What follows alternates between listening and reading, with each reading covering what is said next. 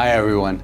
Following the release of our special report on the coronavirus outbreak and its implications for real estate, which is available on markets@millichap.com, several investors have asked me about downside risk, whether the coronavirus could spark a recession. While a recession is certainly possible, it is definitely not a foregone conclusion. The economy is fundamentally sound, job creation has been strong. Right up through the month of February, the unemployment rate remains in alignment with the 50-year low at about 3.5%, and retail sales have been strong leading up to the outbreak, averaging above 4% growth. So the underlying economic momentum coming into the outbreak was robust and well positioned to absorb this headwind. That said, there are important factors that are working against economic growth right now. So there's several things that could slow the economy. The first is reduced exports, and this started with China's lockdown, but global trade will be impacted as countries like Italy enact significant mobility restrictions. And with that comes reduced travel.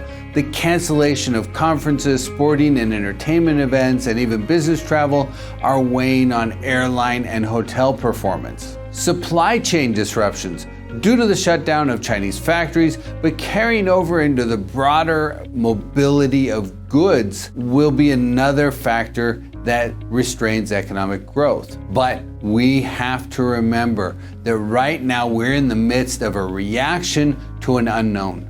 Many decisions are being made with a worst case scenario in mind. As information and understanding about the coronavirus emerge, and as medical professionals develop ways to curb the virus or hopefully even identify a vaccine, the economy will likely generate strong positive momentum. So basically, a lot of the shortages and pent-up demand created through the initial phases of this outbreak will be released as factories in China resume production and fear levels in the US subside. But now I need to remind investors of some important things. In general, commercial real estate is well positioned to withstand an economic softening. Apartments and self-storage will likely see little if any effect, and the same is true for single-tenant net lease properties. Office properties could experience a short-term slowdown of leasing activity as business processes slow for many companies. Industrial and retail could generate softer absorption over the next few months as companies put expansion plans on hold. But unless we have a lockdown or a major setback, this demand is likely just being delayed. It's not being eliminated. The hospitality sector is the exception. It's facing headwinds because of conference and event cancellations, as well as reduced tourism and business travel. My team is working on a special report on this very issue, and it's in the works and should be available very soon. So in wrap up, I want to remind investors to consider the big picture.